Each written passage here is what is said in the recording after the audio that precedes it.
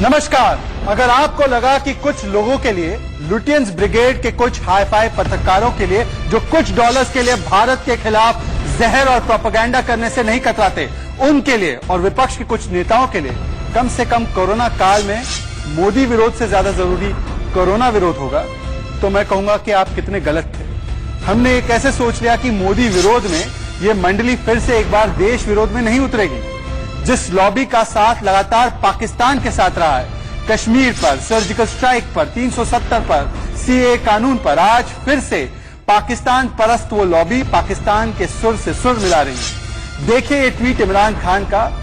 मोदी सरकार मुसलमानों को निशाना बना रही है कोविड-19 से ध्यान भटकाने के लिए, ये कहते हैं इमरान खान। ठीक उसी तरह जैसे जर्मनी में नाजीज ने यहूदियों के साथ किया था, वैसे हो रहा है भारत के मुसलमानों के साथ। और अब सुनिए अरुंधति रॉय, वही अरुंधति रॉय जो इस लॉबी की सरपरस्त है, जिसने कश्मीर के बारे में, भारत की फौज के बारे में इससे पहले क्या कहा है, आप उससे भली भांति वाकिफ हैं। सुनिए वो एक विदेशी चैनल और विदेशी पत्रकार से क्या कहती है। भारत में मुसलमानों का नरसंहार के लिए तैयारी की जा रही है। ये कह रही है कि जिस तरीके से जर्मनी में यहूदियों के साथ हुआ, उसी तरीके से किया जा रहा है। दोनों की स्क्रिप्ट एक समान है, दोनों की भाषा एक समान है। क्या ये कोइंसिडेंस है? सुनिए अरुंधति रॉय की बात। The citizenship law with the National Register of Citizens, the building of detention centers, the suggestion that there will be a hierarchical citizenship where some people have more rights than others, and then this profiling. It is a very, very dangerous scenario where Muslims are in danger on the streets, Muslim vegetable vendors, Muslim people just walking down the road getting lynched. I mean, lynchings are more and more common. Yes, and the thing is that, you know, there's no point keeping quiet about something until it happens.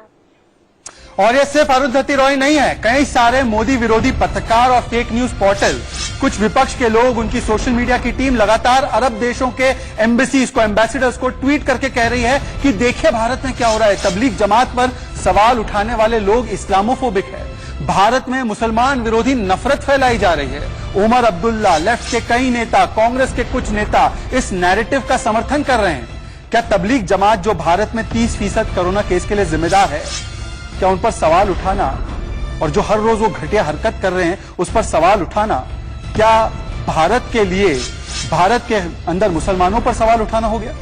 Pakistan में खुद वहां के मंत्री तबलीग जमात की तकलीफ पर बार बार बयान दे रहे हैं, बता रहे हैं कि ये क्या कर रहे हैं ये लोग। क्या पाकिस्तान इस्लामोफोबिक है? और अब इस मंडली को एक नया हथियार मिल गया है। वो हथियार का नाम है OIC, इस्लामिक सम्मेलन संगठन, organisation of the Islamic conference. Saudi Arabia में यह स्थित है। 57 देशों का यह समूह है, जिसमें 13 देश ऐसे हैं जहां पर नास्तिक होना गुनाह है, जिसमें कई देश ऐसे हैं जहां पर महिलाओं के, अल्पसंख्यकों के कोई अधिकार नहीं है, जिसका सदस्य वो महान पाकिस्तान है जहां पर अल्पसंख्यकों का, हिंदुओं का, सिखों का, शिया का, मुसलमानों का, बलूचियों का कैसे अत्याचार हो रहा है वो हर रोज हम देख रहे हैं।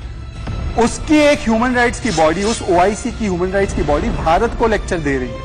वो भारत जिसमें मुसलमानों के लिए क्या ओहदा है वो बताने की जरूरत नहीं है मुझे। वो भारत को लेक्चर दे रही है OIC, जिसने चाइना के खिलाफ एक लफ्ज नहीं कहा, चाइना पर चुप रहा। चाइना में जब 10 लाख यूइगर मुसलमानों को कंसंट्रेशन कैंप में डाल दिया गया, वहां के महिलाओं के साथ बलात्कार किया गया, वहां पर कुरान पढ़ने पर रोक लगा दी गई, तो OIC की ये तंजीम जो भारत को लेक्चर दे रही है चुप रह गई। और भारत को लेक्चर दे रही है जहां पर 4 मुसलमान राष्ट्रपति, जहां पर 4 चीफ जस्टिस मुसलमान रहे हैं, जहां का बॉलीवुड के 3 बड़े सुपरस्टार खान, जहां का मुसलमान IB चीफ रहा है, जहां के मुसलमान 4 बार भारत की क्रिकेट टीम के कप्तान रहे हैं, जहां की दुनिया का सबसे अमीर मुसलमान अगर वो है कोई, तो वो भारत का मुसलमान अजीम प्रेम जी है। उस देश को ये OIC लेक्चर दे रही है। सुनिए। इस मुल्क में इतनी बड़ी तादाद में मुस्लिम समाज रहता है। आज सरकारी नौकरियों में उनकी हिस्सेदारी बढ़ी है। आज शिक्षा के क्षेत्र में उनकी शैक्षणिक सशक्तिकरण उनका ज्यादा हुआ है, बढ़ा है।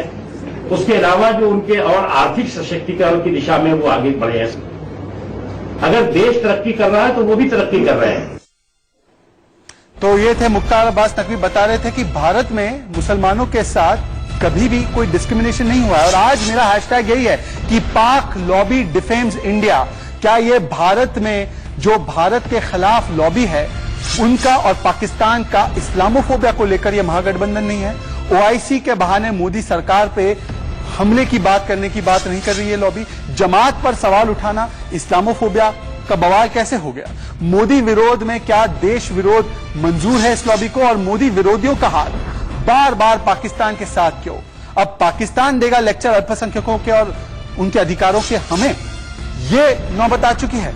मेरे साथ 4 मेहमान जुड़ने वाले हैं। मैं मेहमानों का परिचय कराना चाहता हूं और मेरे साथ जो मेहमान जुड़ने वाले हैं मैं आपको बता दूं कि आज मैंने पैनल पर किसी हिंदू को नहीं रखा है। चारों जो मेरे मेहमान हैं मेरे साथ मुसलमान हैं, ताकि यह आरोप ना लगा सके कुछ लोग जो लॉबी का प्रतिनिधित्व करने बैठ जाते हैं पैनलों पर कि देखिए ये तो मुस्लिम विरोधी है। मेरे साथ यासिर जिलानी है, मुस्लिम है, राष्ट्रीय मुस्लिम मंच के नेता है, प्रवक्ता है। मेरे साथ अतीकुर रहमान है, इस्लामिक स्कॉलर है, मुस्लिम है। इफरा जहां है, जानी मानी सोशल एक्टिविस्ट है, मुस्लिम है। मेरे साथ सुबोई खान वकील जुड़ने वाली है, वो भी मुस्लिम है। तो कोई ये ना कह सके कि हम में से किसी के मन में इस्लामोफोबिया है। मैं खुद भी मुसलमान हूं। इफरा जहां मुझे एक बात बता दो कि एक उदाहरण चाहिए। मैं आपसे एक उदाहरण, सबको 45 सेकंड का समय देंगे शुरुआत में ताकि वो एक दूसरे की बात को ना काटे, बिना झिझक अपनी बात रख सके। एक मुझे इंस्टीट्यूशनल डिस्क्रिमिनेशन जिसे कहा जाता है, इंस्टीट्यूशनल डिस्क्रिमिनेशन जो हुआ है कोरोना काल में किसी भी मुसलमान के साथ, मैं आपको 45 सेकंड का समय दे रहा हूं। क्या उज्ज्वला गैस सिलेंडर की योजना के तहत मुसलमानों को सिलेंडर नहीं मिल रही है? क्या पीडीएस के तहत उनको खाना नहीं दिया जा रहा है? क्या उनके बैंक अकाउंट में पैसे जमा नहीं हुए? संस्थागत भेदभाव का एक उदाहरण। इफरा जहां 45 सेकंड।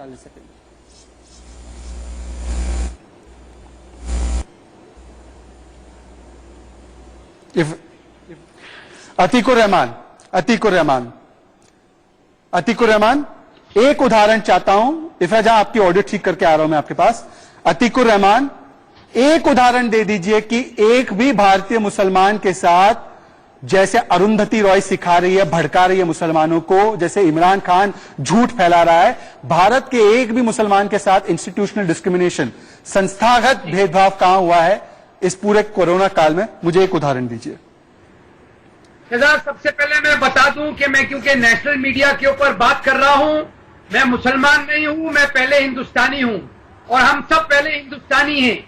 आज की इस काल में जब हमारे प्रधानमंत्री, हमारी सरकार, हमारे सफाई कर्मचारी, हमारे तमाम पुलिसकर्मी जब इस बीमारी से जूझ रहे हैं, लड़ रहे हैं, तो मुझे कोई हक नहीं बनता है कि मैं नेशनल टेलीविजन पे अपनी आइडेंटिटी मुसलमान बताऊं। आपने शहजाद बात की इंस्टीट्यूशनल बायस की। मैं फिर आपको बता दूं कि मैं इस वक्त में जब हमारा मुल्क आपदा में है, मैं कोई बायस का जिक्र करना ही नहीं चाहता। फिर भी अगर आप डिबेट चलाना चाहते हैं तो मेरी सिर्फ रिक्वेस्ट रहेगी कि मिनिस्ट्री ऑफ होम अफेयर्स ने जमात का नाम ना लिया होता तो क्या पहाड़ टूट पड़ता? क्या मुख्तार अब्बास नकवी को, माइनॉरिटी अफेयर्स मिनिस्टर को यहाँ पर आके सफाई पेश करना पड़ती कि यहाँ पर हमारे मुसलमानों के साथ बायस नहीं हो रहा है? अतीकुर रहमान, क्यों हो रहा है शहजाद, कोई मुझे बताएगा? ठीक है अतीकुर रहमान, मैंने आपको बीच में नहीं रोका। आपने कहा कि जमात का नाम लेने की क्या जरूरत थी। मैं आपको बता दूं, यासिर मैं आपके पास आ रहा हूं। पाकिस्तान में फवाद चौधरी, वैसे तो मैं उनको मंत्री नहीं मानता, बड़ा जोकर है वो, साइंस एंड टेक्नोलॉजी मंत्री बनाया है इमरान खान ने उसे। वो कहता है कि तबलीग जमात जिम्मेदार है पाकिस्तान में जो कोरोना फैली है उसके लिए। जब पाकिस्तान के मंत्री, एक सेकंड अतीकुर रहमान, अब सच की बात को मत दबाओ। अतीकुर रहमान, सवाल आपसे नहीं है, सवाल यासिर जिलानी से है। शुरुआत के 45 सेकंड का मौका उनको दिया जाएगा। या अतीकुर रहमान, इस तरीके से डिबेट नहीं होगी। अगर पाकिस्तान में तबलीग जमात के खिलाफ खुलेआम बोलने की कोई दिक्कत नहीं है तो भारत में सेक्युलरिज्म को इतना इतना प्रॉब्लम क्यों हो रहा है? बेवकूफी है। यासिर जिलानी, देखिए मैं जमात की बात कर रहा हूं, पाकिस्तान की बात कर रहा हूं, अतीकुर रहमान क्यों चीख रहे हैं, समझ में नहीं आ रहा। यासिर जिलानी, हाल में हमको क्या करना है उससे? मैं आपको बता रहा हूं, तो पाकिस्तान इस्लामोफोबिक है क्या? अगर पाकिस्तान के मंत्री जमात को बता रहे हैं, उसका पर्दाफाश कर रहे हैं, तो क्या वो इस्लामोफोबिक है? यासिर जिलानी और उसकी सरकार हमारी चूती। ठीक है अतीकुर रहमान, अब यासिर जिलानी की बात सुन लो, एक तरफा डिबेट नहीं है। अब इनको चुप कराइए, अतीकुर रहमान चुप हो जाइए। ठीक है यासिर जिलानी बोलिए। अतीकुर रहमान चुप हो जाइए, 45 सेकंड बोलने दीजिए मुझे समय दिया है। यासिर बोलिए। शहजाद भाई देखिए, ये जो सिलेक्टिव होके बात करने का तरीका है, ये अतीकुर रहमान का आपने देखा। पहले इन्होंने बहुत अच्छी बात कही कि हम सब पहले हिंदुस्तानी हैं, फिर हमारा धर्म आता है। ये बड़ा इन्होंने शानदार तरीके से एक ट्विस्ट को सामने रखा, लेकिन लास्ट होते होते ये अपनी पहचान बताने कामयाब हो गए। जो इनका एक एजेंडा के तहत ये जो बैठ के बात करते हैं, आपने जब पाकिस्तान के एक मंत्री को कोट किया, जो बिल्कुल आपने सही कहा, वो जोकर है, और वो जोकर होने के नाते के मौलवियों को लड़ता रहता है, गंदी गंदी बातें कहता है। आप खामोश हो रहते हैं और ये पाकिस्तान है, हम हिंदुस्तान के अंदर, आप हिंदुस्तान में जब रिलीजियस आती है, धर्म की आती है, तो कहते हैं कि पाकिस्तान के जो कद्दावर रिलीजियस लीडर कह रहे हैं वो बात सही कह रहे हैं। तो आप दो जगह एक ही तरह की बात करेंगे तो हिंदुस्तान को अच्छा लगेगा, लेकिन दो तरह की बात करेंगे अतीकुर रहमान, तो आप सवालों के कटघरे में खड़े हो जाएंगे। और आप ये झूठ, ये फेक, ये कब छोड़ेंगे, कब छोड़ेंगे? आपका एक कहना है कि अगर हमारे जैसा मुसलमान और जो मुसलमान है उसके खिलाफ आप प्रोपेगेंडा चलाते हैं, पूरा का पूरा मुसलमान प्रोपेगेंडा। अतीकुर रहमान, मैं आपको बताना चाहता हूँ, एक सेकंड, ये है आपकी औकात और ये है पहचान, ये है पहचान। लेकिन ना तो आपसे हमें सर्टिफिकेट लेने की जरूरत है, ना आपके दबाव में आके हम अपने काम के पीछे हटेंगे। पर यासिर, अतीकुर रहमान और उनकी मंडली ये लगातार ट्वीट कर रहे हैं। देखिए ओआईसी ने क्या कह दिया, ओ नो ओआईसी होता कौन है भारत को कहने वाला? अतीकुर रहमान, ओआईसी का ट्रैक रिकॉर्ड क्या है? जब चाइना में जब लाखों मुसलमानों को कॉन्सेंट्रेशन कैंप में डाल दिया गया, तब ये ओआईसी चुप रही। भारत के लोगों को बोलने वाला नहीं। अतीकुर रहमान, मुझे एक बात बताइए कि ओआईसी और अरब के कुछ देशों का क्या अधिकार बनता है? और ये सारे अरब देशों ने नहीं बोला है, एक ओआईसी की ह्यूमन राइट्स की बॉडी ने बोला है, तो इसमें कौन सी बड़ी बात है? ओआईसी क्या है? अतीकुर रहमान। यासिर जिलानी भाई, आपको मेरी आवाज आ रही है? बोलिए अतीकुर रहमान, आपसे बात कर रहे हैं, बोलिए। यासिर जिलानी, मुझे बिल्कुल आ रही है, और इंसाफ मेरी बातों से कुछ देशों का क्या अधिकार बनता है? और ये सारे अरब देशों ने नहीं बोला है, एक ओआईसी की ह्यूमन राइट्स की बॉडी ने बोला है, तो इसमें कौन सी बड़ी बात है? ओआईसी क्या है? अतीकुर रहमान। यासिर जिलानी भाई, आपको मेरी आवाज आ रही है? बोलिए अतीकुर रहमान, आपसे बात कर रहे हैं, बोलिए। यासिर जिलानी, मुझे बिल्कुल आ रही है, और इंसाफ मेरी बातों से अब मेरी बात इंसाफ करेंगे आप। पाकिस्तान हमारी जूती पर, ऑर्गेनाइजेशन ऑफ इस्लामिक कॉन्फ्रेंस हमारी जूती पर, अमेरिका हमारी जूती पर, हिंदुस्तान को कोई डिक्टेट करे टर्म्स, हम उनको गोली से उड़ा देना पसंद करेंगे। सुनाई क्या आपको? तो फिर अतीकुर रहमान, ये बात आप अपनी मंडली से कहिए ना। वो तो बड़े बड़े फेक पोर्टल्स पर चला रही है कि ओआईसी ने भारत को कंडेम किया है, भारत में इस्लामोफोबिया बढ़ रहा है। आप बोलिए कि इस्लामोफोबिया नहीं बढ़ रहा है। अतीकुर रहमान, बतौर इस्लामिक स्कॉलर, आज आप इंडिया न्यूज पर राइट या रॉन्ग पर बोल दीजिए कि ओआईसी झूठ बोल रही है, ओआईसी के तंजीम ने झूठ बोला है, भारत में इस्लामोफोबिया नहीं है। अतीकुर रहमान बोल दीजिए कि भारत में कोई इस्लामोफोबिया नहीं है। जमात पे सवाल उठाना, मुसलमानों पे सवाल उठाना नहीं है। बोल दीजिए अतीकुर रहमान, बोल दीजिए। ओआईसी की बैसाखी अतीकुर रहमान को लेने की जरूरत नहीं है। इस्लामोफोबिया आरएसएस और बीजेपी में है। इससे लड़ने के लिए अतीकुर रहमान यासिर, बात तो माननी है। देखा, यासिर आ गए।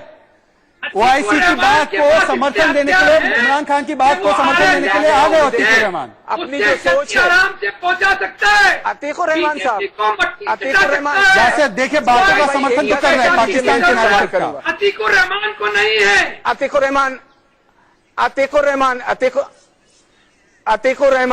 मैं आपको 10 सेकंड में एक सवाल पूछना चाहता हूं। अगर आरएसएस और बीजेपी में इस्लामोफोबिया होता तो आज आप दिल्ली और भारत के सुदूर भारत के छोटे छोटे जगहों पे जाके देखिए, आरएसएस के समसेवक मुस्लिम बस्तियों में सहायता का कार्य कर रहे हैं, भूखों को खाना खिला रहे हैं, नंगों को कपड़ा दे रहे हैं, सामान दे रहे हैं, फूड किट बांट रहे हैं। अगर उनके अंदर कोई डिफरेंसेस होता भारत के लोगों के बीच में तो ये कार्य नहीं कर रहे होते। और इसको आप झूठ मत बताइएगा, क्योंकि इसके प्रूफ हैं। दिल्ली से लेके चाहे दिल्ली का बाटला हाउस हो, चाहे दिल्ली का शाहीन बाग हो, निजामुद्दीन बस्ती हो, तमाम मैं दिल्ली की बात कर रहा हूं। और मैं चाहूंगा तो बॉम्बे के भी उन इलाकों के बारे में बात करूंगा जहां के आरएसएस के मुस्लिम लोगों के लिए मुस्लिम बस्तियों में से कर रहे हैं। आप इस तरह से के नफरत मत फैलाइए, यासर जिलानी को टारगेट करिए, उसको आप गालियां दीजिए, लेकिन कम से कम एक ऐसे समाज सेवी संस्था जो सबको साथ लेके चलती है उसके बारे में तो कम से कम अच्छा बोलिए, उसके बारे में अच्छा बोलिए। वो किसी धर्म, यासिर विशेष अतीकुर रहमान एंड यासिर जिलानी एंड अतीकुर रहमान। एक सेकंड यार, अतीकुर रहमान में आ रहा हूं आपके पास। मेरे साथ इफ्रा जहां भी जुड़ने वाली है, सुबोई खान भी जुड़ने वाली है। अगर वो थ्रू है तो उनको पैच कर दिया जाए। पर मैं आपसे एक चर्चा चाहता हूं, अतीकुर रहमान और यासिर जिलानी। अतीकुर रहमान, मुझे एक बात बताइए कि कुछ यहां पर पत्रकार है, मैं उनका नाम नहीं लूंगा क्योंकि मुझे नहीं लगता कि वो इंडिया न्यूज पे उनका नाम लेने के लायक है। वो इतना बड़ा मंच उनको नहीं दिया जा सकता। पर उनका मैं आर्टिकल आपको पढ़कर सुनाता हूं। गल्फ न्यूज में ये तथाकथित पत्रकार आर्टिकल लिखती है कि कोरोना जिहाद फैलाया जा रहा है नरेंद्र मोदी के जहर भरे नए इंडिया में।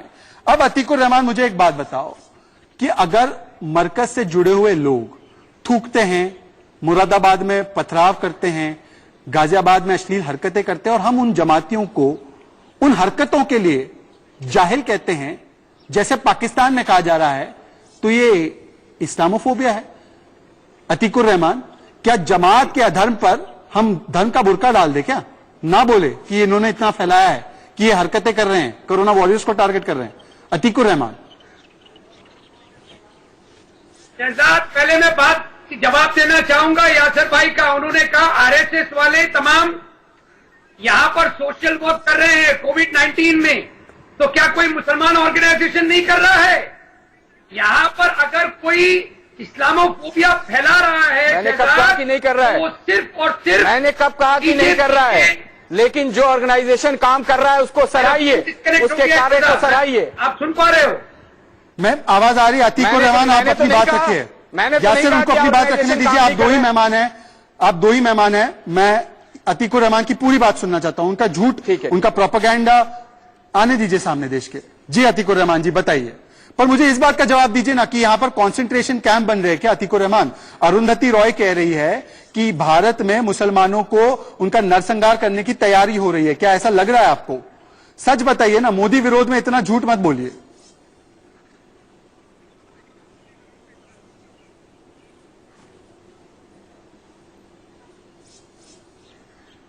अतीकुर रहमान तक आवाज नहीं जा रही है। अतीकुर रहमान, आवाज आ रही है मेरी आवाज आपके पास आ रही है? अतीकुर रहमान, आवाज आ रही है? अतीकुर रहमान, मेरी आवाज आपके पास पहुंच पा रही है? देखिए, सवाल यही है कि मोदी विरोध में देश विरोध करना, भारत को डिफेम करना, ये कुछ लोगों ने, खासकर एक लॉबी ने और कुछ पत्रकारों ने और कुछ विपक्ष के नेताओं ने यह कार्यक्रम शुरू कर दिया। और आज पहली बार नहीं है, 370 को लेकर, कश्मीर को लेकर, भारत की फौज को लेकर। यासिर जिलानी, मैं आपके पास फिर से आना चाहता हूं। यासिर जिलानी, मैं सिर्फ इतना पूछना चाहता हूं कि जो अरुंधति रॉय कह रही है, कुछ ये पत्रकार कह रहे हैं कि कोरोना में भारत में मुसलमानों के खिलाफ जहर फैलाया जा रहा है, मुझे एक उदाहरण नहीं दे पा रहे अतीकुर रहमान। एक उदाहरण तो दे दे मुझे यासिर जिलानी। शहजाद भाई, यकीन नहीं मानेंगे आप, अरुंधति रॉय हो या उनके जैसे कई सारे पत्रकार हैं, मैं नाम आप कहें तो मैं उनका भी ले लूंगा, वो सिर्फ जहर फैलाने की कोशिश कर रहे हैं। वो समाज के ताना बाना को तोड़ना चाहते हैं। वो जो हमारी अमन और एकता और भाईचारा की जो हमारी एक परंपरा रही है उसको तोड़ना चाहते हैं। वो भारत के अंदर नफरत फैला के अपनी जो वो हाशिए पे जा चुके हैं, अपनी मानसिकता के तहत, वो अपनी राजनीति के तहत उसको एस्टैब्लिश करना चाहते हैं। इसलिए इस तरह के लोग टारगेट कर रहे हैं उन विषयों पे जिन विषयों पे वो बार बार हार जाते हैं। आपने अभी ओआईसी का चर्चा किया, आपने आप भी देखा यूएई और सऊदी हैंडल से किस तरीके से इस्लामोफोबिया को लेके प्रचार प्रसार किया गया। मेरे भी कुछ जानने वाले शहजाद साहब वहां हैं, मेरी बात हुई है। अब वो जो नफरत पसंद लोग हैं, उन्होंने फेक हैंडल बना के जब एक आध लोगों ने अपनी बात रखी, उसका जवाब हमारी सरकार ने और हमारे जो मंत्री हैं, अल्पसंख्यक मंत्री मुख्तार अब्बास नकवी ने बहुत अतीकुर रहमान जवाब इस बात का दीजिए, उन्हें दिया है। उसके बाद वो अब फेक हैंडल का इस्तेमाल करके भारत के अंदर नफरत फैलाना चाहते हैं। अब अतीकुर रहमान मुझे जवाब दीजिए। अरुंधति रॉय का कहना है और यही बात इमरान खान का भी कहना है कि भारत में जो मुसलमान हैं उनको यहूदियों की तरह उनका नरसंहार करने की तैयारी शुरू हो चुकी है। अतीकुर रहमान, क्या आप इस बात से इत्तेफाक रखते हैं, और अगर नहीं रखते तो अरुंधति रॉय जैसे जो लोग झूठ फैला रहे हैं इस देश में, उनके खिलाफ क्या कार्रवाई होनी चाहिए?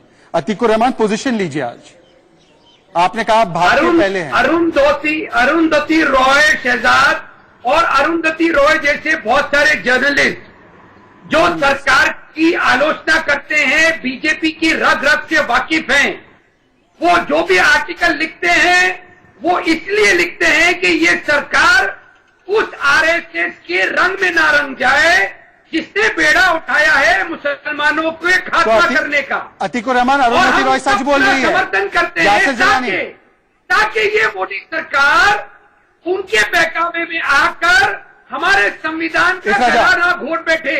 इफ्राजा में सच आलोचना को अगर आप डेमोक्रेसी लेना नहीं पसंद करते हैं तो ये आपका कसूर होगा। आप मुझे इफ्रा मैं आपको अनइंटरप्टेड समय दूंगा। क्या इंस्टीट्यूशनल डिस्क्रिमिनेशन है?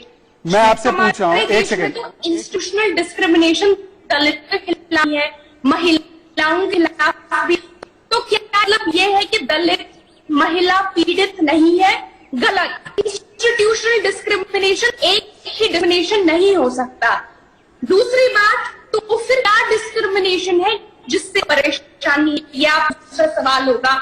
शायद आपने देखा प्रॉब्लम हुआ तबलीगी बात को कोई परेशानी नहीं है, आप जितनी आप करें, लेकिन उसके बाद हमने 100 वीडियो देखे, हजारों वीडियो हमने देखे, मुंबई से वीडियो देखे जो मैं आपको सारे नंबर पे कर सकती हूँ, जहां आम मुसलमानों के बहिष्कार की बात हो रही थी, उनके अर्थ हो रही थी।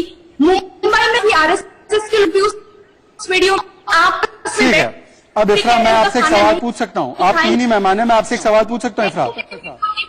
ठीक है, ठीक है। जब गेट से अंदर आने दिया जा रहा था, हमने ऐसे वीडियो देखे जहाँ एक आम इफ्रा मुझे एक बात बताइए, इफ्रा मुसलमान ने तुझे बीड़ी लगाने नहीं दिया जाएगा।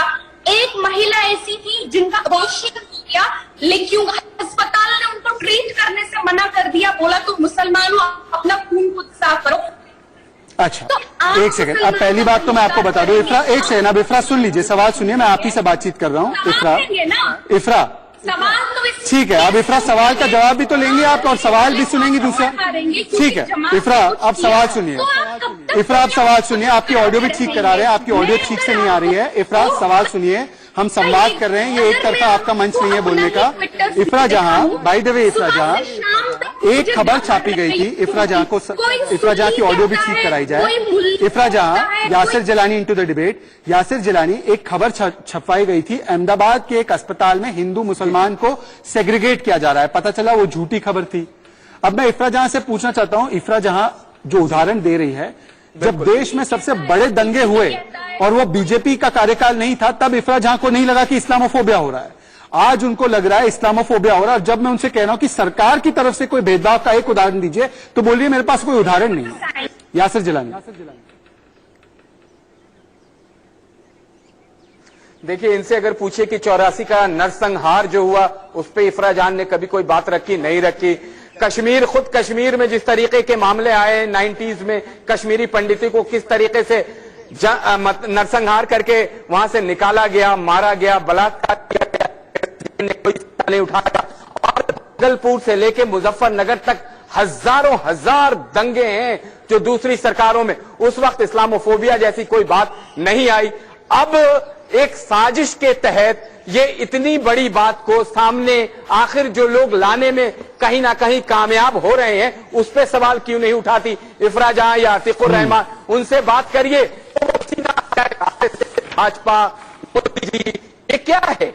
आप हर वक्त आप एक्सपोज कई बार हो चुके हैं। और सवाल यही है कि आज जो बोला जा रहा है उसकी स्क्रिप्ट दरअसल कहाँ लिखी जा रही है। सवाल यही है यासिर जिलानी। एक छोटा सा, मैं तीनों मेहमानों को कहूंगा बने रहिए, क्योंकि मैं एक छोटे से ब्रेक के बाद आपको हेडलाइन सुनाकर, आपको कोरोना के अपडेट्स देकर लौट कर आ रहा हूं। और डिबेट यही है कि जो स्क्रिप्ट लिखी जा रही है भारत को बदनाम करने की, क्या महागठबंधन है पाकिस्तान का और उस लॉबी का कि कोरोना काल में भारत को बदनाम किया जाए, उसकी परतें और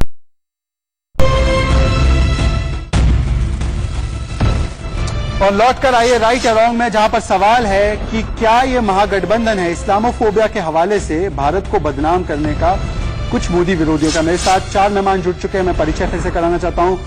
मेरे साथ है अतीकुर रहमान, इस्लामिक स्कॉलर। मेरे साथ है इफ्रा जहां, राजनीतिक विश्लेषक है, अक्सर कांग्रेस का समर्थन करती है। मेरे साथ है शिवम त्यागी, राजनीतिक विश्लेषक है, बीजेपी की तरफ झुकाव रखते हैं। और मेरे साथ है आरएसएस के मुस्लिम मंच के प्रवक्ता यासिर जिलानी। इफ्रा जहां, मैं आपसे सवाल पूछना चाहता हूं फिर से, ये ओआईसी फिर से कराना चाहता हूं। मेरे साथ है अतीकुर रहमान, इस्लामिक स्कॉलर। मेरे साथ है इफ्रा जहां, राजनीतिक विश्लेषक है, अक्सर कांग्रेस का समर्थन करती है। मेरे साथ है शिवम त्यागी, राजनीतिक विश्लेषक है, बीजेपी की तरफ झुकाव रखते हैं। और मेरे साथ है आरएसएस के मुस्लिम मंच के प्रवक्ता यासिर जिलानी। इफ्रा जहां, मैं आपसे सवाल पूछना चाहता हूं फिर से, ये ओआईसी जो हमें लेक्चर दे रही है, जिसकी बात को आप सच मानती हो कि भारत में इस्लामोफोबिया बढ़ चुका है, ये ओआईसी तब कहां थी जब चाइना में लाखों मुसलमानों को कंसंट्रेशन कैंप में डाला गया, जब पाकिस्तान में शिया मुसलमानों के साथ हर रोज खबरें आती है किस तरीके से व्यवहार होता है, जब पाकिस्तान में हिंदुओं के साथ, सिखों के साथ वहां पर उनको राशन नहीं दिया जा रहा है, तब ये ओआईसी कहां होती है? मानव अधिकार का लेक्चर देने वाली ओआईसी, जिसकी बात को आप कुरान की आयत की तरह ले रहे हैं। आपको मेरी आवाज आ रही है? आ रही है आवाज आपकी इफ्रा जहां, बोलिए। जी, मैं आपको बात बता दूं कि ओआईसी ने क्या कहा वो मैटर नहीं करता है। सवाल ये है कि क्या हमारे देश में मुसलमानों के साथ डिस्क्रिमिनेशन होता है या नहीं होता है। फिर ये कोई भी बोले वो अलग बात है। पहली बात आप देख लीजिए, जब तबलीग का प्रॉब्लम हुआ, आपने तबलीगियों की आलोचना की, बहुत अच्छे, आप उनकी आलोचना की, लेकिन उसके बाद हमने कितने सारे वीडियोस देखे।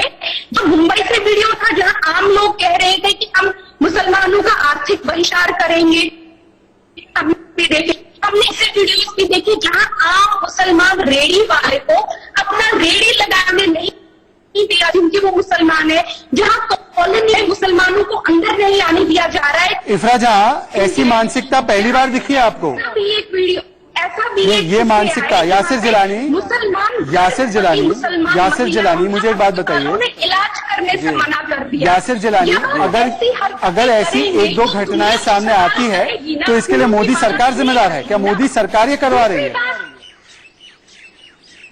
यासिर जिलानी, अब इफ्रा चुप होइए तो मैं बताऊं। जी बोलिए यासिर।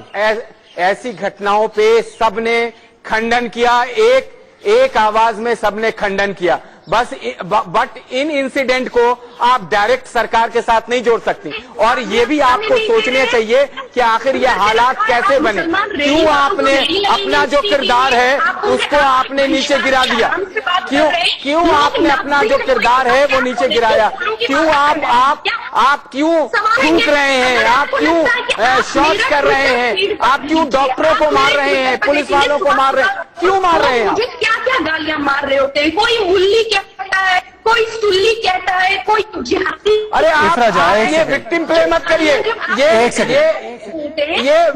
विक्टिम प्ले मत करिए। सबसे ज्यादा लोग मुस्लिम भाई आपके। इफ्रा जहां, आपको कोई टारगेट नहीं करता है जितना मुस्लिम भाई इस मुसलमान यासिर जिलानी को टारगेट करते हैं। सुबह शाम गाली देते हैं, फेक वीडियो चलाते हैं, क्या क्या नहीं कहते हैं, क्या क्या नहीं करते हैं। लेकिन आप ये विक्टिम प्ले, हम विक्टिम प्ले नहीं करते, हम उस चैलेंज को एक्सेप्ट करते हैं और उनसे फिर लड़ते हैं, ये विक्टिम प्ले कार्ड मत खेलिए प्लीज। शिवम त्यागी मेरे साथ, अभी आपको कम गालियां पड़ती हैं, हमें तो जो भारत के तमाम मुस्लिम हैं वो गालियां देते हैं, और गाली देते हैं, हम उसको एक्सेप्ट करते हैं चैलेंज को, और फिर नए तरीके से लड़ाई लड़ते हैं। नहीं, पर इफ्रा जहां का बड़ा अच्छा है शिवम त्यागी, एक सेकंड, क्योंकि वो शिवम त्यागी फेक फैला रहे हैं, यही काम करते हैं वो। यासिर, शिवम त्यागी मेरे साथ जुड़ चुके राजनीतिक विश्लेषक। इफ्रा जहां के पास 3 कार्ड है, क्रेडिट कार्ड, डेबिट कार्ड और विक्टिम कार्ड, पर वो विक्टिम कार्ड सिर्फ जब कोई, देखिए मैं कोई समर्थन नहीं करता, किसी ने सब्जी नहीं खरीदी किसी मुसलमान से, गलत है, पर जब 3 लोगों की हत्या पालघर में हो जाती है जिसमें 2 हिंदू साधु है, तब इफ्रा जहां का विक्टिम कार्ड नहीं निकलता। तब इफ्रा जहां कहते हैं इसको सांप्रदायिक रंग मत दीजिए, उद्धव ठाकरे कहते हैं सांप्रदायिक थोड़ी है, तब कोई आपत्ति नहीं होती है। ये एक आंख वाली सेक्युलर मंडली को तब नहीं दिखाई देता कि किसी कौम के साथ अत्याचार हुआ है। शिवम त्यागी नहीं, तो सेक्युलर मंडली अभी बोल कर रही है, आपने देखा होगा शहजाद जी, कहीं पर भी सेक्युलर मंडली नहीं बोल रही है। तमाम तरह की चीजें कोई भी नहीं कर सकता होता है, यहाँ पर कोई भी क्या होता है देश में लोग। अतीकुर रहमान, मुझे एक बात बताइए ना, जब 2 पालघर में मुस्लिम जो हिंदू साधु मारे जाते हैं तब तो ये नहीं कहा जाता कि हिंदू फोबिया बढ़ चुका है। जब दिल्ली के दंगे होते हैं जहां पर हिंदुओं को किस तरीके से टारगेट किया गया वहां के आईबी अफसर को, तब हिंदू फोबिया की बात नहीं होती। 1-2 छोटी घटनाएं उठाकर पाकिस्तान से सुर मिलाकर गल्फ न्यूज में ये आर्टिकल लिख देना कि भारत में तो इस्लामोफोबिया राइज पर है, अरुंधति रॉय का विदेशी चैनल पर जाना और कहना कि यहां पर कॉन्सेंट्रेशन कैंप बनाए जा रहे हैं। अतीकुर रहमान, क्या भारत से बेहतर मुल्क है किसी मुसलमान के लिए दुनिया भर में? क्या सीरिया चले जाए, पाकिस्तान चले जाए, अफगानिस्तान चले जाए, ईरान इराक चले जाए, लेबनान चले जाए, कहां चले जाए? बताइए अतीकुर रहमान। हिंदुस्तान मुसलमानों के लिए और तमाम माइनॉरिटीज के लिए दुनिया में सबसे बेहतर मुल्क इसलिए है शहजाद कि हम जैसे लोग, जो भी सरकार आती है उसको तलवार की नोक पर रख के चलाते हैं। अच्छा, हम पाकिस्तान नहीं हो सकते, हम सऊदी अरब नहीं हो सकते, हम अमेरिका नहीं हो सकते। तो फिर ओआईसी को कंडेम कीजिए, तो बोलिए कि ओआईसी ने जो झूठ फैलाया है कि इस्लामोफोबिया बढ़ रहा है सरासर झूठ है। बोलिए अतीकुर रहमान। आलोचना का आप गला क्यों घोटना चाहते हैं? आलोचना का गला नहीं घोट रहा मैं, मोदी विरोध में देश विरोध पर मत उतराइए अतीकुर रहमान। हो सकता है आपको मोदी पसंद ना हो, जा रहे हैं, यह आपका अधिकार है कि आपको मोदी नहीं पसंद, आपका अधिकार है कि कोरोना से ज्यादा आपको मोदी से डर लगता है, पर मैं आपसे कह रहा हूं कि मोदी के नाम पर अगर देश की बदनामी की जा रही है, वो भी ओआईसी के द्वारा, तो देश का सबसे प्रखर तरीके से बोलने वाला मुसलमान अतीकुर रहमान ये खड़े होकर क्यों नहीं कह रहा कि OIC mind your business, OIC मैं तुम्हारी बात नहीं मानता हूं, तुम झूठे हो, तुम में चाइना के खिलाफ बोलने की हिम्मत नहीं, तुम पाकिस्तान के पप्पू हो के हमारे झूठ फैला रहे हो, ये बोलने की हिम्मत क्यों नहीं है अतीकुर रहमान? आप में आकर बोलिए ना। शहजाद, मैंने आपसे पहले पूछा था कि आपको मेरी आवाज आ रही है कि नहीं आ रही है, और मैंने साफ तौर पे इफ्रा 1 मिनट, इफ्रा 1 सेकेंड, बोलिए, आप लोगों के पास पूरा समय, बोलिए। कहा शहजाद कि अतीकुर रहमान को हिंदुस्तान की सरकार से उसकी आलोचना करने के लिए ओआईसी की बैठकी की जरूरत नहीं है। आपने ये सुना नहीं? बैसाखी की बात नहीं कर रहा, क्या ओआईसी सच बोल रही है या ओआईसी झूठ बोल रही है? मुझे इसका जवाब दीजिए। हमारी जूती की नोक पर, यह आपने सुना नहीं? क्या ओआईसी की बात सच है या झूठ है? यासिर जिलानी देखे कितनी चालाकी से अतीकुर रहमान सवाल से बच रहे हैं। क्या ओआईसी सच बोल रही है जब वो कहती है इस्लामोफोबिया हो रहा है? क्या सवाल जमात पे उठाना भारत के 20 करोड़ मुसलमानों पर सवाल उठाना है? यासिर जिलानी, इफ्रा जहां, शहजाद पूनावाला, अतीकुर रहमान, हम सब मुसलमान हैं पर हम तबलीगी नहीं है। यासिर जिलानी नहीं, और देखिए कि इस भारत की खूबसूरती देख लीजिए शहजाद भाई, कि जब भी इस तरह का कोई कर्म कांड हुआ है जिसमें संत भी इन्वॉल्व रहे, अपने बाबा राम रहीम, रामपाल और आसाराम बापू, उनके खिलाफ इसी भारत के लोगों ने आवाज उठाई। तो अगर एक जमात ने गलती करी, गुनाह किया, जुर्म किया, तो उसके खिलाफ मुसलमान एक होके क्यों नहीं आवाज उठा रहे? अगर आसाराम रामपाल पे सवाल उठाए जाते हैं, क्यों हमें हिंदुओं की टारगेटिंग नहीं है, तो ये मुसलमानों की कैसे? हमें गाली दे रहे हैं, हमें गाली दे। इफ्रा जहां, इसका जवाब दीजिए। आसाराम रामपाल पर सवाल उठाना क्या हिंदुओं की टारगेटिंग थी? सवाल करिए इफ्रा जहां, जवाब दीजिए इसका। जी, आसाराम बापू में सवाल उठाना गलत नहीं है, जिस तरह से उन लोगों पर नहीं है जिन्होंने अरब महिलाओं के बारे में अश्लील बातें की।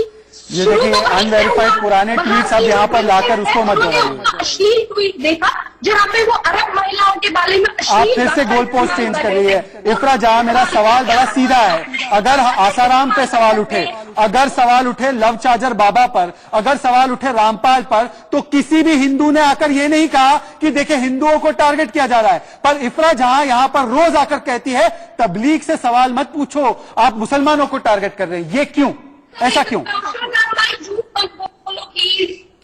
ये झूठ मैंने हमेशा कहा, तबलीगियों की आलोचना कीजिए, तबलीगियों पे सवाल कीजिए, लेकिन एक आम मुसलमान का बहिष्कार कर रहे हैं, एक आम मुसलमान को आप जिहादी जिहादी कह रहे हैं, एक आम मुसलमान के साथ। पर ये इसका मतलब ये तो नहीं है कि पूरा मुल्क जो है मुसलमानों के लिए नहीं, पूरे मुल्क में मुसलमानों के लिए नफरत है, इस्लामोफोबिया आ गया, कंसंट्रेशन कैंप बन गए, जैसे अरुंधति रॉय बता रही है, अतीकुर रहमान, ये बात कहां से आई? ये बात कहां से आई? एक घटना के आधार पर या दो घटना के आधार पर भारत के मुसलमानों को कंसंट्रेशन कैंप भेजा जा रहा है। इतना झूठ फैलाएगी अरुंधति रॉय, वही अरुंधति रॉय जिसने कहा कि कश्मीर को भारत से अलग हो जाना चाहिए, वही अरुंधति रॉय जिसने भारत की सेना की तुलना पाकिस्तान की सेना से की। उस अरुंधति रॉय की बातों पर यकीन है आपको? तो अगर हिम्मत है तो अरुंधति रॉय का इंटरव्यू लेके दिखाइए ना। अरे अरुंधति रॉय मुझे इंटरव्यू देना शुरू कर दे तो अच्छी बात है, वो तो सिर्फ अपने कुछ फेक न्यूज पोर्टल्स को इंटरव्यू देगी, सिर्फ विदेशी पत्रकारों को देगी जो उसके नैरेटिव को बढ़ाएंगे। आप दावत दे दीजिए, मैं उसको तैयार हूं इंटरव्यू करने के लिए राइट और रॉन्ग पर। आप पहल तो करिए, वो जरूर मैं पहल कर देता हूं, आप उनका जरिया बनिए, आप मीडिएटर बन जाइए, आप अरुंधति रॉय से रहमान साहब आप अरुंधति रॉय से कहिए कि वो आ जाए मेरे शो पर कल। मुझे कोई दिक्कत नहीं, कुछ बोलना चाह रहा हूँ, मैं कुछ बोलना चाह रहा हूँ। नहीं, आप मुझे बताइए कि भारत में मुसलमानों के लिए कौन सा इतना नफरत छा गया है कि आपको लगा कि कल आपको कंसंट्रेशन कैंप में डाल दिया जाएगा? अतीकुर रहमान वो बताइए। देखिए सीधी सी बात है शहजाद, आप लोग ने जो स्टोरी चलाई जमात को लेकर, तबलीग जमात को लेकर, उनकी तमाम जितनी भी गलत हरकतें थी हम सबने उनका खंडन किया, उसके बावजूद आप वो स्टोरी लगातार चलाते रहे। तो जमात को बोलो हरकतें बंद कर देना। यासिर जिलानी, हम रिपोर्ट ना करें, मुरादाबाद में हमला हो तो हम रिपोर्ट ना करें, अगर गाजियाबाद में नंगा होकर डांस करे तो हम रिपोर्ट ना करें, अगर द्वारका में पेशाब की बोतल फेंके हम रिपोर्ट ना करें, पर अतीकुर रहमान जमातियों से नहीं कहेंगे कि हरकतें बंद कर दो। कल एक प्रोफेसर 30 जमातियों को छुपा रहा था प्रयागराज में, ये हरकतें बंद करने नहीं कहेंगे अतीकुर रहमान, वो कहेंगे राइट और रॉन्ग शो बंद कर दो, इंडिया न्यूज का चैनल बंद कर दो, जमातियों के बारे में बोलना बंद कर दो।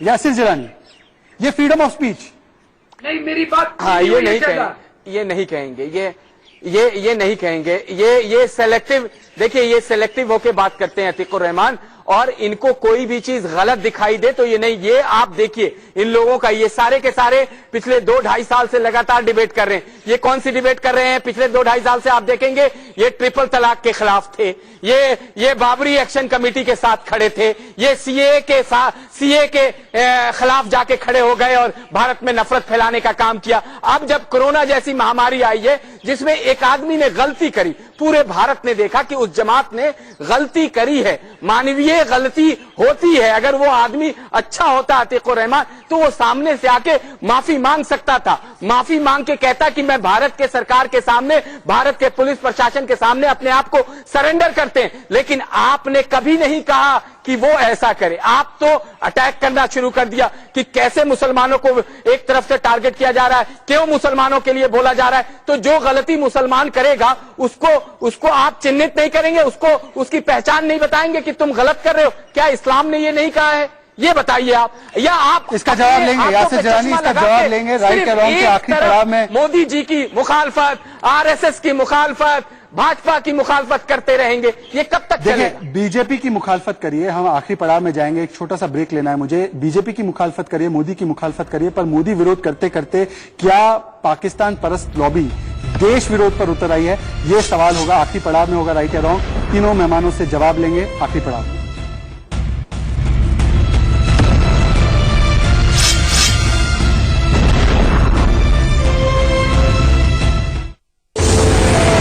कामयाबी की कसौटी सिर्फ दौलत के लिए मैं आपको बताना चाहता हूं, यूनाइटेड स्टेट्स ने एक स्टडी की है, उसमें फोर्ब्स में निकल कर आया है कि प्रधानमंत्री मोदी नंबर 1 की रैंक पर है 68% लोकप्रियता हासिल करके कोरोना के खिलाफ लड़ाई लड़ने में। कुछ लोग अतीकुर रहमान जिनका प्रतिनिधित्व कर रहे चाह रहे थे कि इंडिया इटली बन जाए, स्पेन बन जाए, यूनाइटेड स्टेट्स बन जाए। अतीकुर रहमान, तो आपने नया हथियार ढूंढ लिया, प्रधानमंत्री को बदनाम करते करते देश की बदनामी हो जाए मंजूर है, पर भारत अंतर्राष्ट्रीय समाज में कैसे खराब दिखे ये एजेंडा लग रहा है। इसीलिए ओआईसी की झूठी बातों को, पाकिस्तान के इमरान खान की झूठी बातों को आप हवा दे रहे, समर्थन दे रहे। प्रधानमंत्री और हमारे तमाम डॉक्टर समुदाय को मेरा सलाम और उनको बधाई इस अचीवमेंट के लिए। मैं आपको और आपके दर्शकों को और तमाम भारतीयों को बताऊं, शहजाद, बीजेपी और आरएसएस से लड़ाई करने में हम देश विरोध कहते हैं ये मुझे कोई बताए, लेकिन ये मैं जरूर यासिर जलानी स्टोरी लिखी जो है इनके मंडली के पत्रकार ने की होड़ में आरएसएस और बीजेपी देश विरोधी है, ठीक है, और उससे लड़ाई करना आप आरएसएस और बीजेपी को गाली देते ना सर, भारत को क्यों गाली दे रहे हैं? भारत के खिलाफ ये पत्रकार लिखती है गल्फ न्यूज में यासिर जलानी कि भारत में कोरोना जिहाद हो रहा है, भारत में कोरोना जिहाद हो रहा है, मुसलमानों को टारगेट किया जा रहा है। क्या मोदी विरोध में भारत की बदनामी करना मंजूर है कुछ लोगों को? यासिर जलानी, आखिरी कमेंट। ये करते हैं, यही इनका खेल है। पिछले मैंने इनका रिकॉर्ड बताया है, और अगर हम और आप पूछेंगे तो हमारे खिलाफ ये हैदराबाद से हमारे खिलाफ तमाम झूठी अफवाहें चलवाते हैं, धमकी दिलवाते हैं। अभी आपके डिबेट के ड्यूरिंग आखिरी कमेंट है, आखिरी कमेंट। शहजाद भाई, मेरे और आपके लिए किसी ने अभद्र भाषा का प्रयोग किया, गंदी गंदी गालियां दे रहे हैं, लेकिन हमारा काम नहीं है कि हम उसे काउंटर अटैक करें। हमें मालूम है ये हारे हुए लोग हैं, और तमाम ये लोग मुसलमान हैं। ये तमाम जो गाली देने वाले लोग, मुझे कहने में कोई गुरेज और किसी तरह की कोई चिंता नहीं, ये मुसलमान लोग हैं जो गालियां देते हैं, फेक न्यूज चलाते हैं, भद्दी भद्दी बातें करते हैं, और इनकी हिम्मत नहीं है कि उस सोशल मीडिया प्लेटफॉर्म। मैं दोनों मेहमानों का धन्यवाद करना चाहता हूं। और ये जो चयनात्मक नजरिया है ना देखने का चीजों को, वन आइड सेक्युलरिज्म, एक आंख वाला उदारवादी और सेक्युलरवादी चेहरा, इसको मंजूर है कि मोदी विरोध में भारत की भी बदनामी कर दे। इसलिए हैशटैग था पाकिस्तान लॉबी डिफेम्स इंडिया। भारत लड़ रहा है कोरोना के खिलाफ। इस लड़ाई में मुसलमानों को भड़काने की जो साजिश कुछ लोग कर रहे हैं वो सबसे बड़ा देशद्रोह। आज के लिए बस इतना ही, कल फिर मिलेंगे नए मुद्दे के साथ। तब तक के लिए जय हिंद, जय भारत।